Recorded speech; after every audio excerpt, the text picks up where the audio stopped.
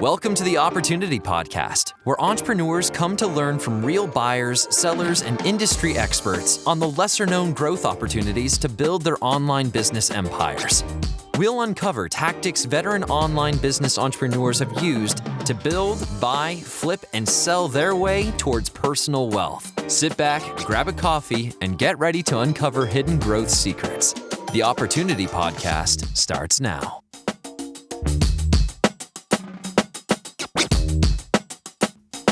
Hey everybody, welcome back to the Opportunity Podcast, your go-to resource for hitting growth opportunities throughout online business. For those familiar or new to the podcast, I'm Sarah, and thanks for joining me today. In this episode, I'll be speaking to Andrew Forman, the founder and CEO of Givz, a marketing tool that helps Shopify merchants increase conversion rates and boost their average order of value through donation incentives. Andrew walks us through the many benefits that donation incentives can have on your business and how they can help e-commerce sellers break free from discount dependency. We dive into the story behind Givz and the challenges Andrew faced when trying to create this unique solution. We also discuss the growing demand for social impact within e-commerce and the effect this will have on the industry in the coming years. If discount campaigns are eating into your hard-earned profits, listen to this conversation to learn how donation incentives can attract new sales and increase your bottom line. Let's get started.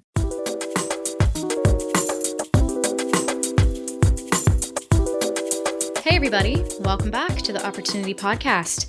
I'm really excited to be joined by today's guest. We've got Andrew Forman on the show with us today. Andrew's the CEO and co-founder of Givz. So Andrew, thank you so much for coming on and joining us on the Opportunity Podcast.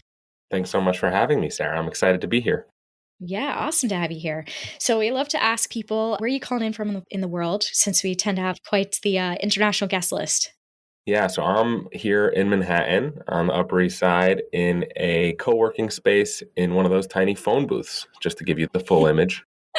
Okay, so you're definitely fitting in with our audience because I feel like we have quite the nomadic audience. We've got people from all over the world calling from all sorts of offices, sometimes makeshift ones. So I think you're doing that probably better than some people today. Yeah, we grew during COVID, so very dispersed team and working in all sorts of different locations, including home and sometimes co-working spaces, et cetera, et cetera. Awesome. I love it. Very cool to hear about your growth. I'm sure we're going to get into that today, learning more about Givz. Before we get into it, for those who don't know you, let's start with your entrepreneurial journey. So where did you get started as an entrepreneur? That's actually a great question that I have not answered in a long time. I think for me, it started with my first job, well, I guess it was second job ever, which was working with vector marketing with Cutco knives. For those of you that know it, will start laughing almost immediately, I'm sure. But, you were kind of your own entrepreneur selling knives of all things, not quite door to door, but sort of door to door knife salesman, and doing that before I even got into college. So when I was 18 or 19, doing that for a summer, then actually running a summer branch for that company and training a bunch of people to sell knives and do that whole thing. So that's kind of where it started. I thought like, wow, doing something on my own in the sales realm could be something extremely interesting. And then I went to college and then I ended up going into investment banking. I'm actually more of a risk averse person than normal entrepreneurs. So I went into investment banking to make as much money as I could, also try to figure out what it is I wanted to do with my one and precious life. I went back to business school, and that was where I decided I was going to take a shot and start something. So had it early on in 18, 19, 20, then lost the entrepreneurial bug for about almost a decade, and then came back to it in business school. So was there like a relationship between being in investment banking and business school, something about that realm that made you go, like, I want something more than this. I want something different than, say, this like very traditional structure of business? I worked for a boutique investment bank, so with 8 of us. I did 2 years at the bulge bracket, then went to a smaller investment bank. And that was where I really enjoyed my time in investment banking, which is a weird sentence for most people. But I also, these were some of the smartest people I've ever worked with. The head of that company is now the largest angel backer of Givz as well. So I have a great relationship with them to this day. And they allowed me to work with companies in a way that I had not access to in any prior experience. And so I was really hands-on with a bunch of entrepreneurs. And there was one in particular who became a mentor of mine who had started a company that was just amazing. It was the most profitable company that I had ever seen. And I had worked with hundreds of companies in my investment banking days. It was the most profitable company I've ever seen, yet it was also doing some good in the world. It was a background screening company, but in the Middle East, where background screening is a commoditized business here in the US. In the Middle East, he was the only one with a database of all the fake universities that people would use, et cetera, et cetera. And so he had almost this stranglehold on the market there where if somebody else said, hey, I went to the Harvard of Qatar and it was a fake place, a different background screening company would have to like send somebody to that place to figure out if it's real or not. He had already sent people to all of these places and he's like, nope, I just know from my database that is not a real place. And pretty amazing business. So literally saving lives because there were people, that were immigrating that were trying to be, fake doctors, fake engineers, buildings were falling down, doctors were killing people. They were trying to become pilots, like crazy, crazy stuff. And he was saving lives, quite literally, while making a ton of money doing it. And I just thought it was so interesting. And he was like, hey, like figure out a problem that you've seen in the world and go solve it, Andrew. What are you doing in investment banking here? Wow. That's incredible. I mean, gosh, what a business model. It's quite the inspiration to build off of and to have someone look at you and be like, well, what are you going to do now? So I'm curious, like how you took that and started building your own idea and landing where you are today. Yeah, one big piece of the missing link here is that I was also the treasurer of a nonprofit for 5 years while I was doing the investment banking thing. So while I experienced firsthand what it was like to fundraise and collect money as a New York City small nonprofit, we'd collect somewhere around 10 to 30K per year. That was like our annual budget. We just shipped books across the ocean over to Jamestown, Ghana, and ran an after-school program with NYU study abroad students reading the books that we sent over to the children. But we sent over 20,000 books to the kids in Jamestown, which was really exciting. And then having a curriculum set up, really the CEO of that nonprofit, which was called Global Goodness, unfortunately no longer around.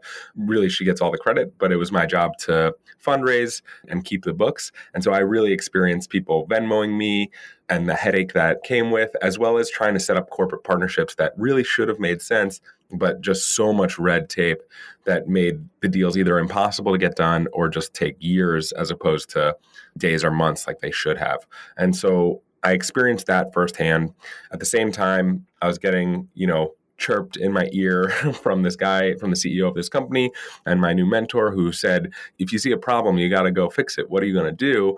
And so again, being more risk averse than most, I did go back to business school to have a certain floor, right? I felt like this was the safer path. I'll go to business school. I'll think about joining, I didn't have the idea at the time. I said, maybe I'll join a social impact led type of startup, but it needs to make money. It needs to make money first and foremost. Then I hope I can have an impact on the world. I figured I'd join something. And then about halfway through business school, I came up with the idea for Givz. Amazing. What a trajectory. Well, for those who don't know, what is Givz? What are you doing? This platform? So we help brands. Right now it's e-commerce focused, although we actually now just signed a restaurant. We also have financial institution in Betterment, who's a client of ours as well. So it's really starting to branch out already from e-commerce, but the initial wedge is in e-commerce and retail more at large. And the premise is we see two huge trends happening right now in the world. First is that brands are trying to get away from discounts as much as possible. They recognize that discounts bring in the lowest lifetime value customer. And while there is this short-term gain from discounts, the long-term pain is real. And we can talk about that a little bit more. But the second big conversation that's happening separately, but in the same marketing meeting is, hey, we need to weave in social impact in a genuine and authentic way because consumers are demanding some sort of purpose-driven activity from the brands they're purchasing from. This is no longer a nice to have, it is a need to have. And if you don't have something in place, people are going to start shopping at your competitors because they inevitably are going to have something social impact oriented. And that's genuine and authentic in place. And so Givz sits at the nexus of those two trends, allowing brands to run donation-based incentives. So instead of doing something like, hey, 30% off for Black Friday, Cyber Monday, you could do 15% off plus 15% to give to a charity of your choice. And that converts even better, gets money to a charity that you care about most, and it oftentimes will even cost less depending on how it all works out, which we can get into. But there's that, and then there's the more streamlined version, the evergreen piece that people are using Givz for right now, which is generally increasing average order value, where you do something like, hey, if average order value is around $80, you say spend over $100 and we'll give you 5 or 10% back to give to a charity of your choice. And you put that as a banner on top of your site. And average order value goes from 80 to anywhere from $88 to $100, which has been very exciting to see. That's incredible. Yeah, we'll definitely get into some of the nuts and bolts of that. One thing that comes to my mind as I listen to you talk about this is like, it seems like you might have identified a bit of a gap in the market that, okay, people are demanding more out of the businesses that they shop with, and we've got to find a way to meet them. Like, I'm just curious if how much of market demand you sensed for that, and was there maybe even a little bit of roadblock to convince, e-commerce brands, hey, you've got to do this. Hey, it's actually worthwhile if you add this on. I swear, giving works. Totally. I think the traditional sense, right? And I run into this even today where brands will say like, oh, I don't have time for giving, right? And so I actually end up on a lot of sales calls, not even talking about the giving component of this, right? It's like, hey, do you want average order value to go from 37 to 47? Do you want average order value to go from 67 to 85? If yes, here's the way to do it. You're going to happen to send money to a bunch of charities that your customers care about, but don't even worry about that for the moment. Let's just talk about your average order value going up, right? There's definitely a stigma along with giving. And I think that comes from years and years of people not being able to figure out whether it was technology related or just marketing related, people not being able to figure out how to get the most out of the charitable organization partnership, right? Because historically you had to do something like find one charity that you thought would resonate with everybody, which by the way is impossible. There's no chance that more than 3% of your customers truly are passionate or care about one particular cause. So picking one cause forever for your company is not a good idea in the first place. But brands were trying to do that. Then they had to sign a commercial co-venture agreement, which is a very big pain to get signed and different in all 50 states. It's crazy. And then there's a lot of work and money that goes into all of that, researching the charity you want to work with, and then charities are relatively slow moving as when it comes to corporate partnerships. And then the corporate has all sorts of red tape. Then you get out there, you finally get this all done. You've had a big upfront investment to get to this place. And then you tell everybody, hey, 10% of sales for this week or, for the rest of time are going to go to this one charity. And it doesn't land because only 3% of people care about that charity, right? In the real sense of the word. So that is the big issue. And we've had 2 decades of that type of behavior. And so brands are a little bit gun shy and understand why as to, starting a social impact initiative. Then you had this whole issue where brands would just pop up during times of crisis. And then, you'd have the haters on social media who are saying like, hey, you shouldn't just pop up when there's a crisis happening here. And now you're trying to sell more t-shirts while this crisis is going on. And so that's where we feel, first of all, you can have something that supports the charities that your customers care about most. So technology has opened that up, and we now have the infrastructure to be able to support that for every brand. And if you have an always on initiative, that's when something happens in the world, you want to help there. You already have a plan that says, hey, anytime you spend over $100, you get 5% to give to a charity of your choice. Now we're highlighting Ukraine humanitarian crisis charities that can actually help with that issue that's happening in the world. And now it's just a lot more organic because you've always had this program happening. Now you're just highlighting different issues that are happening in the world. Yeah, you just said so many interesting things there. I mean, from an outside perspective, I think we're all outsiders in this. I had no idea the work went into, say, a corporate partnership with a charity and, we're going to give 10%, like in just the red tape, like you mentioned, like that to me it's surprising. Maybe not surprising. I should have anticipated red tape when it comes to, working with certain charitable things and nonprofits, but it's even worse than you could possibly imagine. It sounds unfortunately. like it. Yeah. It sounds like it. Wow. That's what just makes all this so fascinating, because I think I'd love to talk to you about the nuts and bolts of working with especially multiple charities like you do, but it just begs the question of why would you choose to push through that, personally? Why choose to add the altruistic side to e-commerce when it's just like, you could kind of be in that sphere and make money, call it a day. Instead, you've chosen to sort of face what seems like sometimes an insurmountable challenge. It's worthwhile, but it's still a massive challenge. What made you want to do that? Yeah, I mean, for me, I think what's innovative about Givz is that we kind of get around this commercial co-venture issue. We get around a lot of this red tape because ultimately we're leaving the choice to the customer, right? And that alleviates a lot of the issues that I just spoke about because you're not expected to sign commercial co-venture agreements with all 1 million charities in the United States, right? And so if you're letting the customer decide, it's basically like almost a gift with purchase, just instead of giving them a gift card with their purchase or instead of giving somebody cash back, you're giving them money to give to whatever charity that they want. And it's a gift for them. It's almost exactly like a gift card, but that cannot be redeemed for cash. It's just redeemed for charitable donation dollars, right? And so the big test initially was, is this going to be a driver of consumer behavior? And I think 10 years ago, the answer would have been no. But today, it's a resounding yes. Everybody, people always ask, oh, is it the younger generations? Yeah, it works even better with the younger generations. But the younger generations are leading the charge to even where, my parents' generation now, that's where we get emails. Anytime I get an email from somebody that says, this was awesome, I want to shop at other brands that are going to allow me to give to my favorite charity, it's always a boomer, right? It's always somebody that's older. Yeah, because they probably have a charity that they sit on the board of or their friend sits on the board of, right? And this is innovative and new and something that they feel really good about when they purchase from a brand, and then they can support the charity that they care about most. They can't even fathom that a company would allow them this very real agency and choice. And so to me, again, coming back to, I want to, and I don't want to say trick companies, even if somebody only has the mission of making money, that is their only goal, and they will do anything to just make more money online. I want them to say yes to Givz because it's going to make them more money online and not even care about the $10,000 a month that they're sending to charity. I don't care if they don't care about it. That's what I care about. And that's the way that I fundamentally believe we'll get there. Yeah. I want to talk to you about that because I understand that with the structure that you've set up, you found that by adding the giving element, all of a sudden companies are seeing engagement and ROI that they absolutely weren't anticipating. So how does Givz enable that for businesses? And what kind of things have you started to witness as businesses started to adopt this for their e-com brands?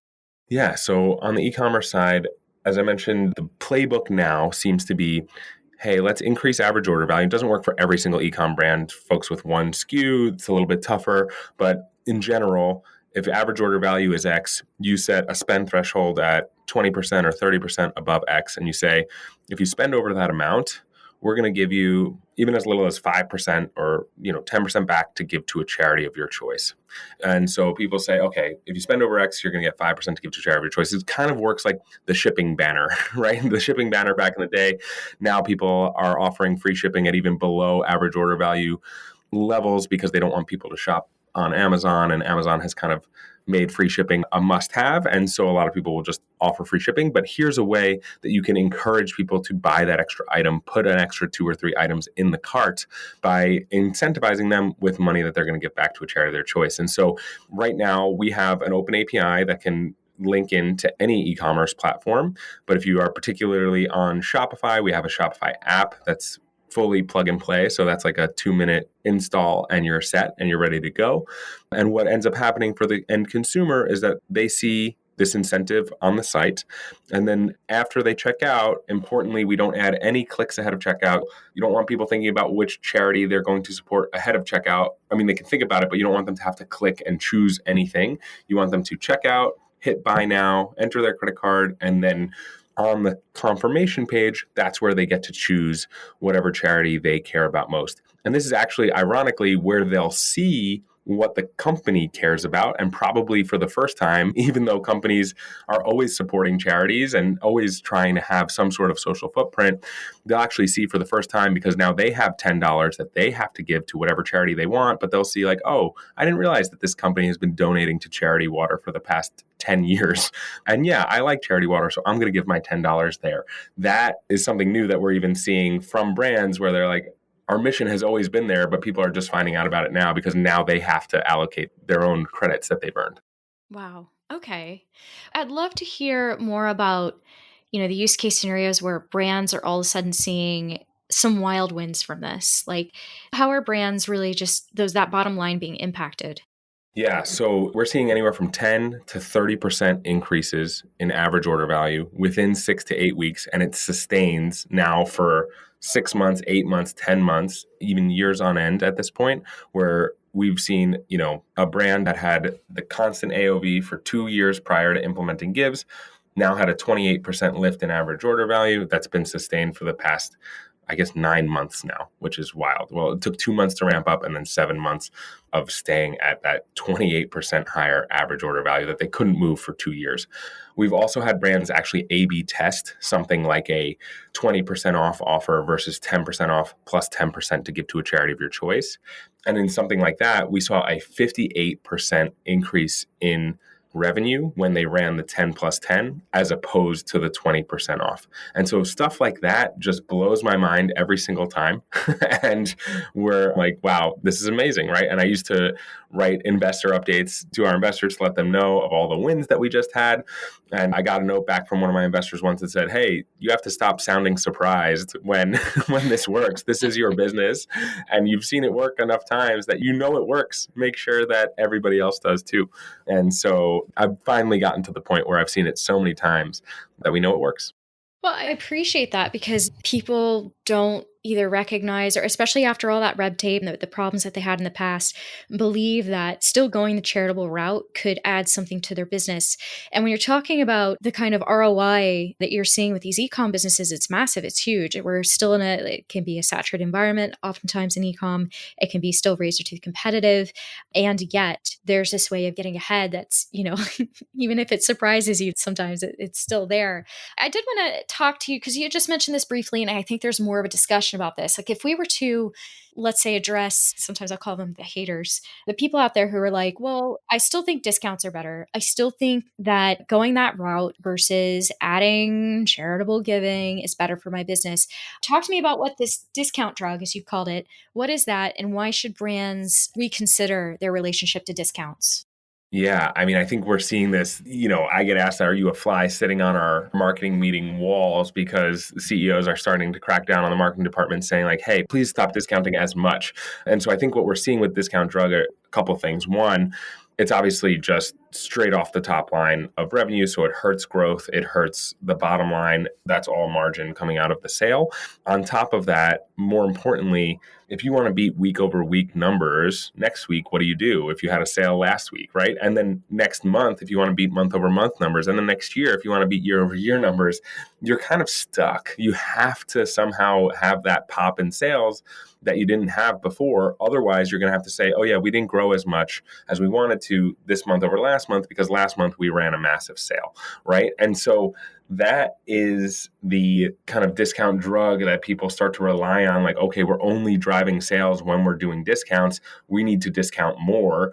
And then they discount more. And then they start to become this discount brand that people are starting to think like, okay, I'm never going to buy from this brand at full price. So that's out. And so now all of your sales start coming from discounts. And then at some point, people were like, you know what, discounted products, they never work as well. And it's a consumer psychology play. And then they're like, you know what, I'll find a better quality alternative that may cost a little bit more, but this is a discount brand and I'm just not going to shop here. And that's the nightmare. That's the nightmare scenario that JCPenney found itself in, and it's now gone. And that's what people are trying to avoid. That's fascinating. I had never really thought about it from that perspective. Discounting your way into becoming a discount brand accidentally. Just something that, yeah, again, it happens to brands. You said like JCPenney, and then all of a sudden, boom, you can't come back from that reputation. And that's just so interesting to me. It's one thing to sort of go, okay, we have donations here as an option, but would you say that there's other ways for brands outside of donations to try to align themselves with being more socially conscious? Yeah, I mean, sustainability is a huge buzzword right now, right? But if you can actually walk the walk as opposed to just talking the talk there and show people what your supply chain looks like and actually be able to prove that you're more sustainably made than other items in your sector, I think that there's real value there. I think in terms of loyalty and bringing customers back, I think there's a lot people can do on the loyalty front to start to help improve that brand image, limit the need for discounts, and really give people early access to things, et cetera, et cetera. There's a startup in the e-commerce world called Inveterate by an awesome founder, Dylan Whitman, who used to run an agency for a long time, a very successful agency.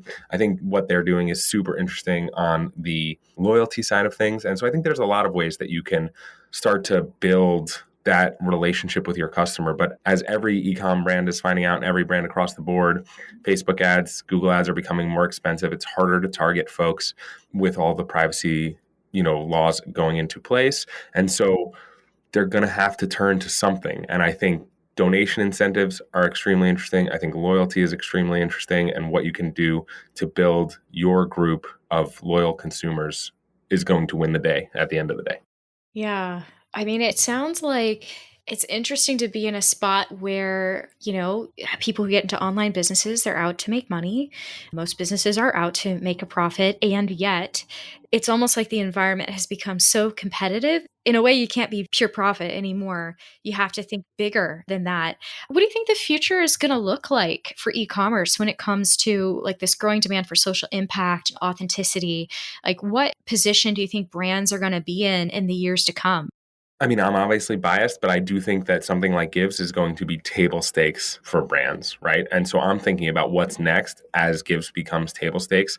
People demand quality, they demand good marketing, quite frankly, right? Like they want people to be able to speak to them in the way that they want to be spoken to. But then they also demand personalization. And I think that's why something like Givz, where it's like authentic and you're saying, hey, here's what we care about right now. It's Pride Month, so we're featuring Pride Month charities. But at the end of the day, you can use the search bar. And if you have a family member at a specific hospital, you can donate to that hospital, right? Like we care about genuinely what you care about as a consumer. And I think that's what consumers have moved more and more towards. I say this line often where I say, if you have 10,000 customers, they care about 9,000 different things. And it's probably more than that, right? And so how do you personalize it to them? And I think that's ultimately where the world is going, which is really giving agency, telling your customers what you care about as a brand and living that through your supply chain, et cetera, and how you make your products. But ultimately, with the incentive piece, giving a choice to the customer as to what they want to support, I think gives you the authenticity that you need to make it successful. I think that's fantastic advice. And it's just an interesting way of looking at kind of what's going to be unfolding in the future and not treating your customer base as a monolith and going, okay, they care about too many things. You might have to care about some different things. You might have to reshape how you look at your business. Your business is bigger than the business itself, especially when it's catering to so many different people. It's super interesting, Andrew. I did want to ask you a couple of personal questions about building this tool because it's always fun to get, a founder onto the show. If you could go back in time when you're first starting out, what advice would you give yourself knowing what you know now? Oh man, so many things. You make so many mistakes along the way. But to that end, I think the classic advice that you read about, and again, may sound a bit said before, but I think the biggest thing is move quickly, trust your gut, and then adapt, right? I think if I were to make it a little bit more specific to myself, to me, I would say, hey, in the moment, slow down. In the 30 seconds that you're talking to somebody, slow down, think about what they're asking you, and then respond. I think I had a tendency to just jump in and run, and I'm working on trying to slow down in the moment. But then after that moment has passed, so after you hang up on a sales call or something, move quickly after that. Don't wait a day to send a follow-up email. Send the follow-up email immediately after. Move as fast as you possibly can. Learn as much as possible in a short time frame, and then adapt and keep moving. That is the most important piece of this whole thing. Nothing is going to be perfect. Whatever the saying is here, perfection is the opposite of movement. You need to move. You need to go. Recognize that it's not going to be perfect. Recognize that you will be much, much better off if you just put one foot in front of the other and keep moving as opposed to overanalyzing. I think that's fantastic advice. I really like that. Moving fast. Do the thing now. Learn as fast as you can. I love it. We didn't get to talk much about, say, the challenges of building this. And we talked a little bit about the challenges that face most businesses as they try to add something nonprofit related. But what was it like for you to build this tool from scratch? What were the challenges that you had to overcome as a founder? Oh man, so many. I think the biggest thing for me that we haven't talked about yet is that we actually pivoted the business about a year and a half ago into what it is that we do now. When I started, so there, as I mentioned way back when earlier here, in my nonprofit days, there were two huge issues, right? There was the how do we collect the money and the payment friction that came along with people using our quote unquote crappy website, which there are a lot of solutions out there for now. But the second one was all around how do brands and nonprofits actually work together in a harmonious way and an effective and efficient way.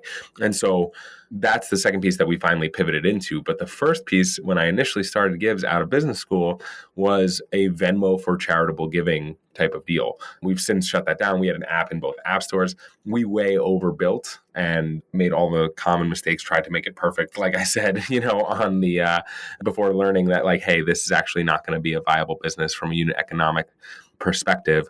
And so making that decision to pivot the business was a really, really tough decision. And again, I wish I made it sooner. I wish I had tested sooner.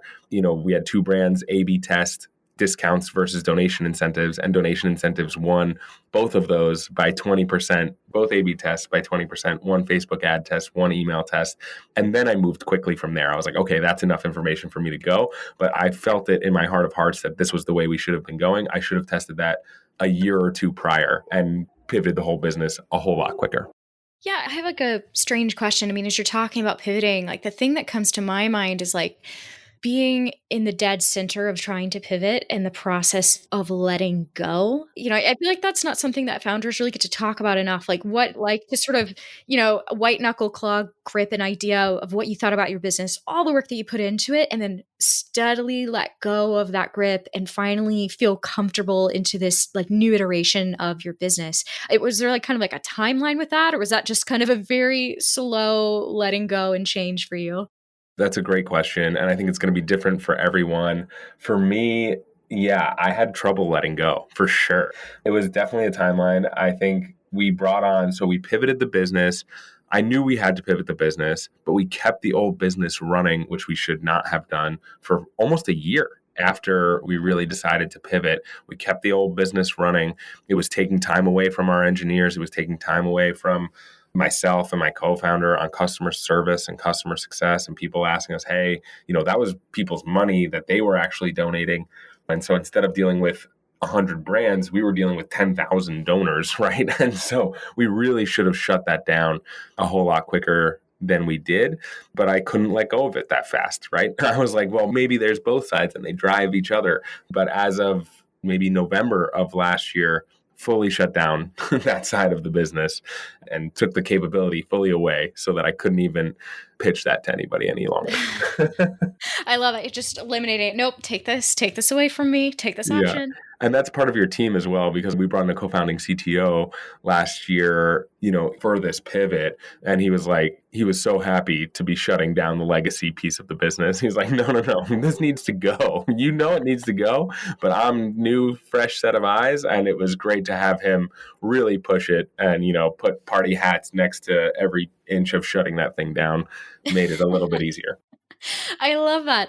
No, I really, really appreciate you sharing that, because it is something that so many people go through, and you hear about, yep, we pivoted the business, but it's like, what does that look like? What did that feel like? What did that resistance maybe even look like? It sounds like, getting the new fresh eyes into the room really helped to put a lot of things in perspective. Sounds like great advice for anyone going through the same thing. This is kind of a big question here, but it might be a little bit tough to answer. I'll ask it anyway. How has building this tool changed your life? And how is your life enriched by being able to give back in this context? Yeah, I think for me, sometimes I do lose sight of the forest through the trees, right? Type of deal where when I'm having a tough morning or I'm having a tough afternoon or a full day for that matter, or a full week, I do step back and think about, hey, we've sent over $1 million to nonprofits that needed that money, that people genuinely care about. This wasn't just like a one-off check that somebody wrote to an organization. These were, anywhere from 50 cents to $10, $100 donations, right? That people had to decide, where do we send this money? And I was after making a qualifying purchase at a brand. And my only hope is that, hey, can we make that $1 billion in the next couple of years, right? Like that is what I wake up and think about during the tough days, where I say, hey, we are doing something really great here. We are building in giving into profitability. We're making giving back profitable. And if we can truly make giving back profitable, which every indication says that we can, we're going to send billions of dollars to deserving nonprofits. And that's what excites me. And that, for me, is what has changed my life, going from working with and admiring brands and companies that were able to be profitable and do good at the same time, to actually have created something like that out of nothing. And a lot of these donation dollars, almost all of these donation dollars, are coming from marketing budgets that otherwise would have gone into something else and not gone to charity. So I think we're net expanding the pie of dollars that are going to charities, and I'm really excited about that. I agree. I think what you're doing is incredibly exciting. I think one of the biggest things, the discovery that giving is profitable. As some other brands had seen before, but you've basically created this use case scenario to say, nope, tired, tested, true. This is working. And this obviously works in this context, but it can be applied to other brands. So I think there's a lot of people, whether they're in e-commerce or other sections of the online business industry, I think we'll be listening to this and going, this is an interesting idea. I wanted to do a little bit more with my business. I didn't think it was possible. I didn't think it was profitable. And now I'm hearing otherwise. And let me see how I could make my own pivot to make this a reality. I think that's a powerful message. I appreciate you bringing that to our audience today. Yeah, thanks, Sarah. I mean, for us, we're seeing it outside of e-com and even outside of online altogether. We have a restaurant here in New York City who's selling more bao buns of the month than they ever have before, right? Because you say, when you buy the bao bun of the month, anybody at your table orders the bao bun of the month, you're going to get $5 to give to a charity of your choice. And they feature a local New York City charity. And it's fantastic, right? And so we could expand into the restaurant sector. We've had folks who are selling online courses. We've had folks who just wanted to grow awareness of their newsletter or of something where they say, post on Instagram and tag us and we'll give you $20. With a tequila company said, post on Instagram of yourself enjoying Sincoro tequila and we'll give you $20 to give to a charity of your choice, which I just think is so cool. So it's really not limited to e-commerce as we think of the broader picture here, but that's certainly where we started. Amazing. I'd love to see that this is working across so many different industries. Like I was saying, I really do think it's applicable across the board. And as you were saying before, it's going to be the way of the future. So I think brands take this as a call to action to just start thinking now about your business and what ways you could be sort of inviting in profitable and, charitable opportunities. They exist. They do. And you learn about what your customers care about most, which is something, the data piece of this we haven't even talked about, but lifetime value wise, and we haven't, we really pivoted the business and launched in August of last year. So we haven't even had the full 1 year of lifetime value stats to really come across, but we're coming up on that.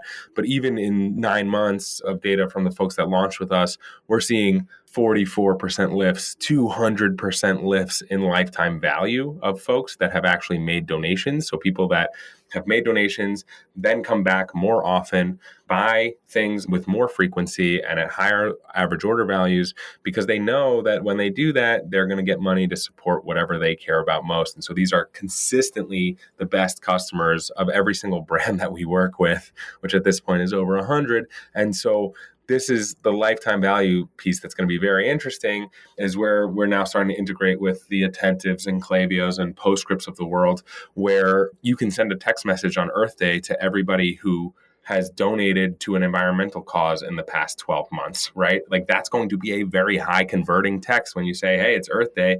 You care about the environment because we already know that. And if you buy now, we're going to give you another $20 to give to an environmental cause that you care about. On Earth Day, that's going to be your highest converting text of the year, right? That is what is exciting here.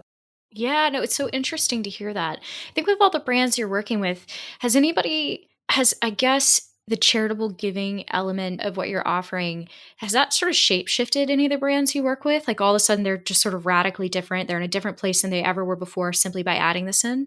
There are a couple of brands that we work with currently that when they started, they didn't know what they wanted to support, right? They didn't know if their customers really would resonate with the environment, with animals, with, early childhood development charities, right? And so they featured one of each, right? And they rotated, where those showed up in terms of front left, et cetera, but they had an overwhelming response to animal charities, right? And so they said, okay, let's lean into that, right? Let's lean into the animal charity piece of this. And yes, we've had a couple of brands that now have shaped what they care about based on what their customers truly care about. And they know that from the Givz data that they're collecting.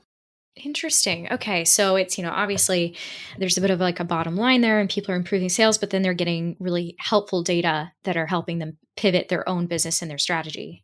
Totally. Interesting. Awesome. Well, Andrew, this has been awesome to have you on. Was there anything that I should have asked you and didn't in this interview? No, I think we're in good shape. I do have the 4-letter domain givz.com, which I got for free from the woman who owned it, who was a hardened marketer, self-described hardened SEO marketer, who I just always want to shout out and say thank you for Wow. giving us this domain early on before we had any sort of funding. And she liked what we were about and what we were going to build. And so that's always a quasi funny story to tell in terms of, she probably could have gotten some real money for that 4-letter domain, but I really appreciate her giving it to us. So thank you. Well, and it's going for an incredible cause. It sounds like with that simple donation, she's changing a lot of charities at the same time. So Totally. Incredible. Well, Andrew, I just have like a couple rapid fire questions, usually traditionally what I do to close out the interview. If you're cool with that, I can kick them off. Cool. Go for it. Awesome. So what would you say are the best hidden growth opportunities within e-com? So obviously donation incentives, number one. I'd say loyalty is right behind that, number two. And I don't think points are necessarily the way to go on the loyalty side of things. So I'd check out Inveterate there. And then three, I think anywhere from subscription to data analytics, getting your house in order in terms of how are you going to drive margin and think about the bottom line. And anything that's going to help your bottom line or help you evaluate your bottom line is going to be super interesting. Great. Awesome answer. What tools or resources can help people optimize their social impact? So helping you optimize your social impact, obviously on the Givz side, I'm always happy to help. You can reach out to me at any point in time. We have a chat bot on our site. I'm also Andrew, ANDREW at givz.com. So you can always email me and I'm happy to help and point you in any direction that you'd like. A lot of folks utilize Givz as that information collector. But yeah, I think in terms of social impact, it's hard pressed for me to find an answer other than Givz. Fantastic. Well, and final question here. What has been your funniest moment while working within e-commerce? The funniest moment, I will say, so going back to that domain issue, right? So I emailed this woman for 6 months before I actually got a reply. And her initial reply was, "What's your best offer?" in all caps. And I said, no. Then we emailed for another 3 months. And then she finally called me one Tuesday morning at 8 a.m., really early. And I was talking to her on the phone. It actually woke my fiance at the time, now wife. It woke her up, woke me up. And she's like, "Who is that?" And I was like, "Oh, hold on." And then 2 hours later, my now wife was like, "What? Who is this that is keeping you on the phone for 2 hours?" And the last question that the woman asked me was, "Where are you spiritually?" And Amazing. I was like, oh my goodness, what is happening here? And so I started to answer that question. She's like, "All right, stop it. I understand. I've talked to you now for 2 hours. I'm going to send you the GoDaddy codes as soon as we hang up. I'm going to give it to you for free and I'll help actually even consult on SEO." So she helped consult on SEO for a little while. And so it was really just a funny experience, but one that shows persistence pays off. And I did not make an offer. I just kept saying, "Hey, can we chat on the phone? Can we chat on the phone?" And when she called, I answered, and that was it. What a character. I'm quite impressed with the all caps email. Yeah. Your offer. Wow. Amazing. That is a fantastic story, Andrew. It's one of my favorite questions to ask on the podcast because you get all sorts of stories, but I think that's a legendary one. You got a real character and a 4-letter domain out of it. So well done. Thanks. Yeah, it's too funny. That's awesome. Well, Andrew, this has been great having you on. I'm personally so excited to hear about charitable giving done right, that it can be super great for businesses. I think this can be really inspirational for our audience. So I am really excited to see what feedback we get. Thank you again for sharing your story with us today. For sure. Thanks so much for having me, Sarah. It's been a pleasure and hopefully talk soon. Yes, absolutely. Well, thank you again. See ya. See ya.